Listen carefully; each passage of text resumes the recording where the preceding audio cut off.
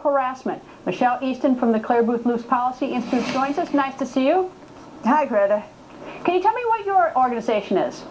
We were formed 20 years ago to prepare and promote conservative women leaders.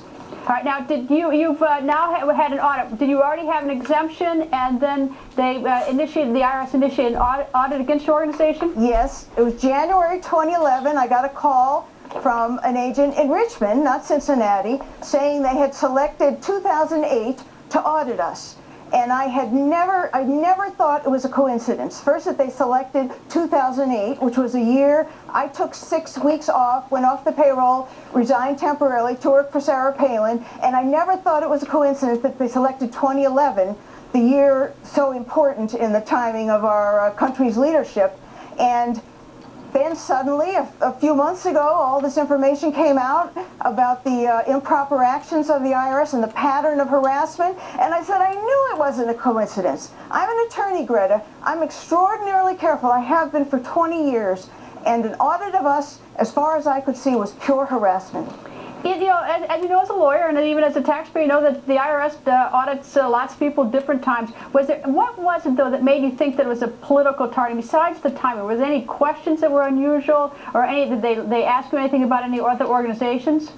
Well, you know, when they tell you they're going to audit you, I said right away, oh, you know, why? Oh, we can't share that information. Oh, well, did someone file a complaint? Oh, we can't share that information. Was it random? Well, maybe it was random. And they're so secretive about it.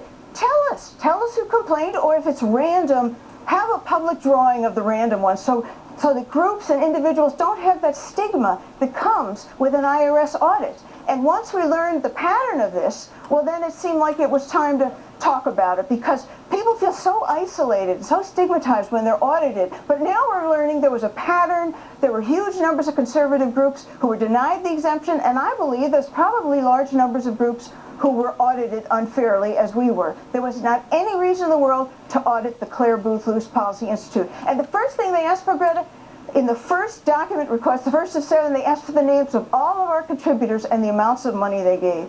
Well, you know they can't get that. That is private information. And we had to fight and fight to secure the privacy of our supporters. And I think there's even case law in the Supreme Court about asking for the names of the membership, which which prevents it. So at least that was certainly improper questions. And NAACP versus Alabama was the case. All right.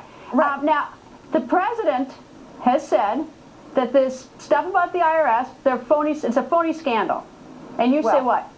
I say our whole tax system in America is based on the cooperation of the American people. But we've seen that the IRS is really a political institution, and I say the IRS deserves the lack of confidence that American people really have in it now. But the president's rather dismissive, and he thinks that that you and others are just sort of your man. We are, and everybody else is talking about is just drumming this up, that it's just silly and phony. It's not going to work. The IRS is a huge bureaucracy that spreads fear in the hearts of individuals and organizations, and when they gang up on one particular part of people, conservative people and conservative groups, there's nothing phony about that. Is abuse of governmental power. Michelle, thank you very much. Good luck.